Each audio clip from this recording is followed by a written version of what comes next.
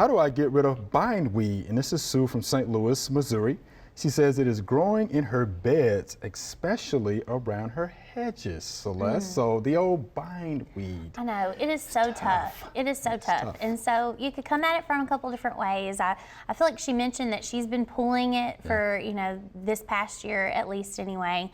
But if you are committed to staying on top of that and pulling it year after year, you can have some success bringing those populations down, but you really have to stay on top of it. Like, you can't skip a year and then expect to pick back up the next year where you left off, because then all your progress has been thrown out the window. So staying on top of it with mechanical, you know, hand removing is one option. Another option would be to use a non-selective type herbicide, like a glyphosate type active ingredient product. And then timing is important for when you apply it to this plant. So this is a perennial weed that has underground storage roots.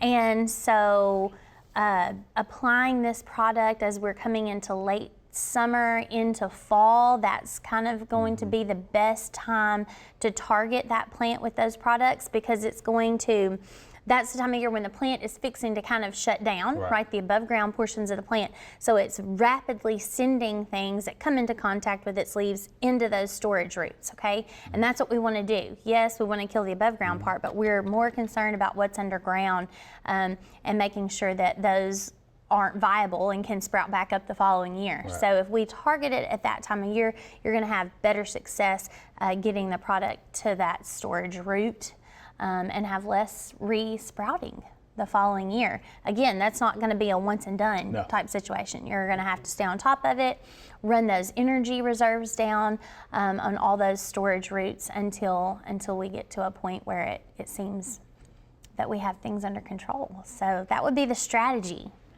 It's a good strategy. Yeah.